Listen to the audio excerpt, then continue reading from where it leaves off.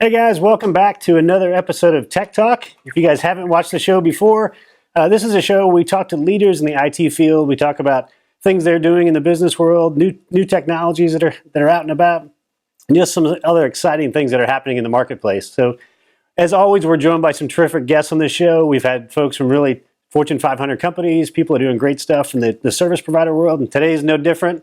Today we're actually welcomed and joining Rocky Gupta. Rocky's with Atrium Hospitality, coming to us live from Atlanta, Georgia.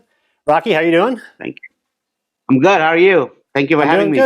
I'm doing good. Yeah, thank you for being on. So, folks who don't know you, so Rocky, you're the Vice President of IT at Atrium. Tell people a little bit about Atrium and kind of what you guys do. So, Atrium Hospitality is a hotel management company. We own and manage about 84 hotels all over the country. For lack of a better phrase, you can call us a franchisee. We own Marriott's, Hilton's, Holiday Inns, Embassy Suites, Renaissance. We actually own the Golf Village in St. Augustine, Florida. Oh, okay, sure. Yeah. So we own 84 hotels and we only manage what we own. So we do the full ownership and hotel management for all the hotels that we own. That's great.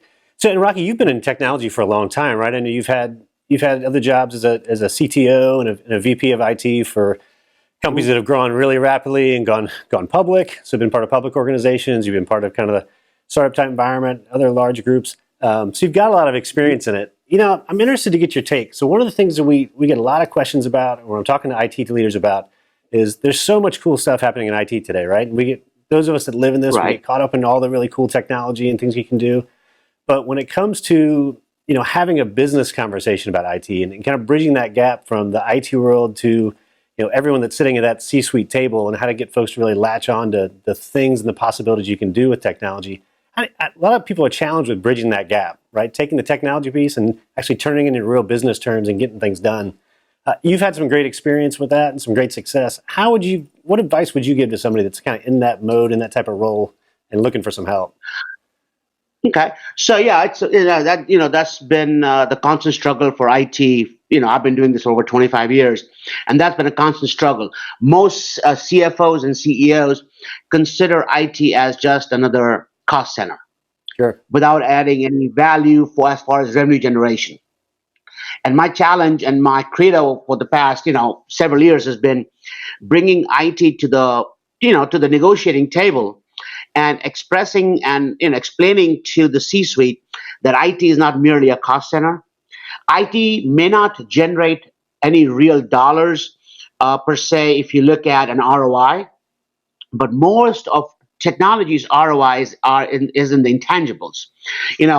By implementing proper technology, we are adding value by reducing cost, improving efficiency, making the company more secure, and so on and so forth. So our value may not be in hard dollars, but if you convert the intangibles into hard dollars, it's actually more of a winning proposition by acknowledging IT as part of the business organization.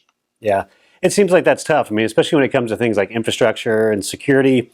Security is probably getting a little better. Security historically has always been one of those things where unless you've had some kind of a negative experience, that you've had a cyber attack or ransomware or something like that, it's hard to convince people it's like insurance for anything else. It's hard to get people to really invest, especially the dollar amount that you have to invest in that. And infrastructure probably goes right along with that as well.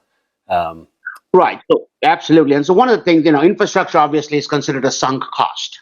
Right. Because when you look at development, they say, oh yeah, if I develop this app, I'm going to get this returns out of it. Infrastructure is like the engine room on a cruise ship. Everything on the top decks is nice and beautiful, and the infrastructure is not supposed to be beautiful. It's just supposed to be a workhorse that keeps working. And along with that comes security. So, one of the things that I've always done in the past with all our, my execs is keep bringing security to the forefront by advertising all the security breaches and issues that are happening in the marketplace. Yeah. Classic example, everybody is putting Philips Hue bulbs in their homes now. Philips just released a statement last month that the light bulbs are hackable. Right. And nobody even thought about that. Sure. We've had industry hacks where the hackers have gotten through HVAC systems, of all things. something that people don't think about. So as long as you keep bringing that to the forefront and keep stressing upon it, I think the the attitude towards security is not only changing, it has changed because it is, so, forefront in the news that the execs actually taking account into, and if you put dollar values against it, this hat cost this company X million of dollars, Sure. and so that I think has helped. I think the publicity has actually helped propagate, for lack of a better phrase, the fear of technology.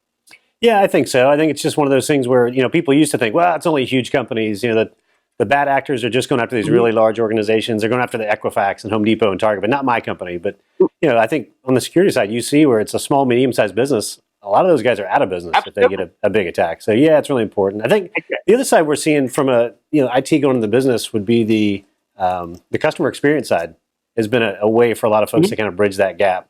Is how do you translate what technology can do from it and really kind of turn into true dollars, or just one of the things you have to keep up with that customer experience to keep pace with your competitors. Absolutely, and for us, especially in the hospitality industry, the customer experience is foremost. Sure. So for us, using technology to, for example, to create SD-WANs in all our properties, having a secure guest network and separating it from an admin network, Right. Is very important just because from a guest experience. When I check into a hotel and if my Wi-Fi doesn't work, chances are, I'm not staying in that hotel again because Wi-Fi has become such a integral Sure. part of Yep. the hotel experience. Right. People don't want to have to. Now we are putting in technology where we can order room service directly from the TVs. You don't need to pick up the phone. We actually have menus on our TVs using technology where you just basically order room service from the TV. Same thing in our meeting rooms. We want to be able to bridge the gap between a guest, just a transient guest, and a business guest. We want them both to have the same experience. Yeah, I think that's spot on. I think it's just one of those things, especially as people are just getting used to the ease of doing things, whether it's the Amazon of things that's affecting Mhm. people. But people think, I should be able to have, every business should have an app. It should, like I said, if you're staying in a hotel, it better have good Wi-Fi. My kids better be able to get on Netflix, or if I'm working there for business, I better be able to make a Skype call or a video conference or a Zoom room, something like that. You've got to be able to do those things. Right. But on the back end, there's Exactly. also a lot of there's also a lot of process stuff on the back end that goes along with that too, right? So, and again, I know that's a big focus of yours is making the IT process work and streamlining that. I mean, talk to me just quickly about kind of your approach on that. So optimizing IT processes, again, it goes back to, helping reduce cost and improve efficiencies. So that's what I've always focused on, and we like to continue focusing on streamlining the process where everything should be a repeatable process. Our goal is not to have a process for each hotel. We need to, whether it's a Marriott or a Hilton or a Holiday Inn, you know, a guest experience is a guest experience.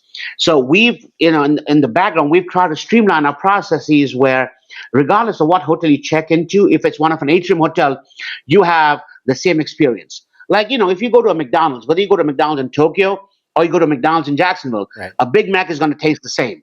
And that's Sure. the experience that we want to bring to our customers, regardless of which hotel they stay in. That's great. I mean, I could sit and talk to you all day about this stuff. I know you're kind of a wealth of knowledge, and like I said, we may have to have you on like a 4-part series on some of this stuff. But I really appreciate. Absolutely. Yeah, I really appreciate you being on and being part of this. So, for folks that want to learn more about Atrium or want to connect with you and talk to you more, where can they go to kind of seek you out and find out more about the company or yourself? Yeah, I mean, definitely you can go to atriumhospitality.com. It gives a listing of all our services, all our hotels, where we are. And obviously, I am on the webpage over there. I'm, as one of the management people. So you can definitely find me on that. You can find my profile on LinkedIn. Obviously, on LinkedIn, you won't find me as Rocky Gupta. You'll find me as Rakesh Gupta. But feel free to connect. And if there's anything that, you need to know about Atrium, be more than happy to oblige. No, that's great, Rocky. Well, hey, we appreciate you being on the show. You've been a great friend for a number of years, and always, like I said, a really valuable asset and a source of great information. So thanks so much for joining us. And thank you guys for joining us today on Tech Talk. We appreciate you tuning in and look forward to seeing you next time. Thanks again, Rocky. Thank you, Jeff. Thank you for having me.